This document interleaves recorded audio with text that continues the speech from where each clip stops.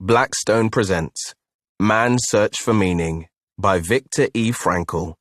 This book is read by Theo Solomon. To the Memory of My Mother. Forward.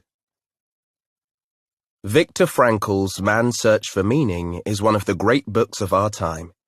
Typically, if a book has one passage, one idea with the power to change a person's life, that alone justifies reading it, rereading it, and finding room for it on one's shelves.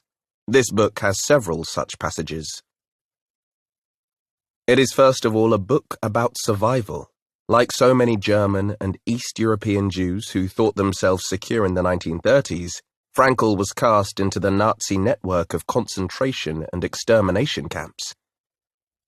Miraculously, he survived, in the biblical phrase, a brand plucked from the fire.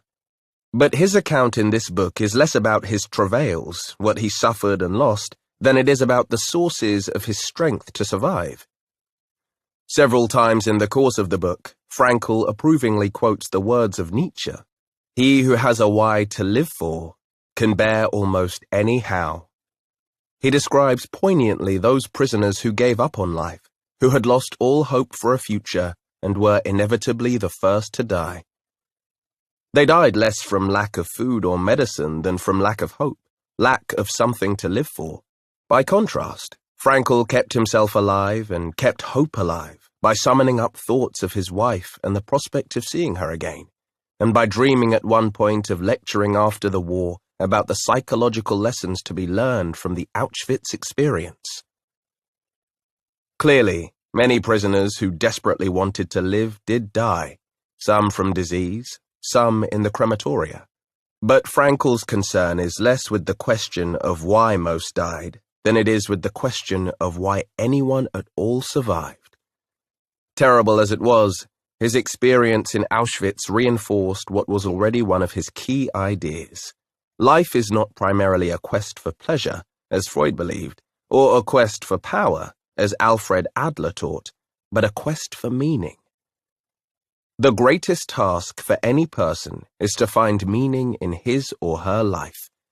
Frankl saw three possible sources for meaning: in work, doing something significant; in love, caring for another person; and in courage during difficult times. Suffering in and of itself is meaningless. We give our suffering meaning by the way in which we respond to it. At one point, Frankl writes that a person may remain brave, dignified, and unselfish, or in the bitter fight for self-preservation, he may forget his human dignity and become no more than an animal. He concedes that only a few prisoners of the Nazis were able to do the former, but even one such example is sufficient proof that man's inner strength may raise him above his outward fate. Finally, Frankl's most enduring insight, one that I have called on often in my own life and in countless counseling situations: forces beyond your control can take away everything you possess except one thing: your freedom to choose how you will respond to the situation. You cannot control what happens to you in life, but you can always control what you will feel and do about what happens to you. There is a scene in Arthur Miller's play Incident at Vichy, in which an upper-middle-class professional man appears before the Nazi authority that has occupied his town and shows his credentials, his university degrees, his letters of reference from prominent citizens, and so on. The Nazi asks him, "Is that everything you have?" The man nods. The Nazi throws it all in the waste basket and tells him, "Good, now you have nothing." The man, whose self-esteem had always depended on the respect of others, is emotionally destroyed. Frankl would have argued that we are never left with nothing as long as we retain the freedom to choose how we will respond. My own congregational experience has shown me the truth of Frankl's insights.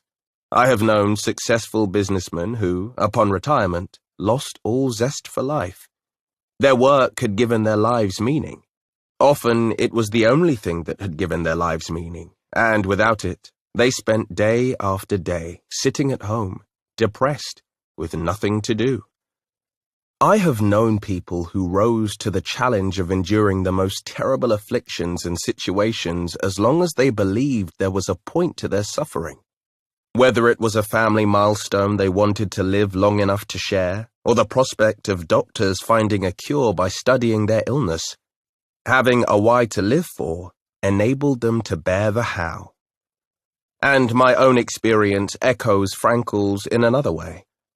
Just as the ideas in my book, when bad things happen to good people, gained power and credibility because they were offered in the context of my struggle to understand the illness and death of our son, Frankl's doctrine of logotherapy, curing the soul by leading it to find meaning in life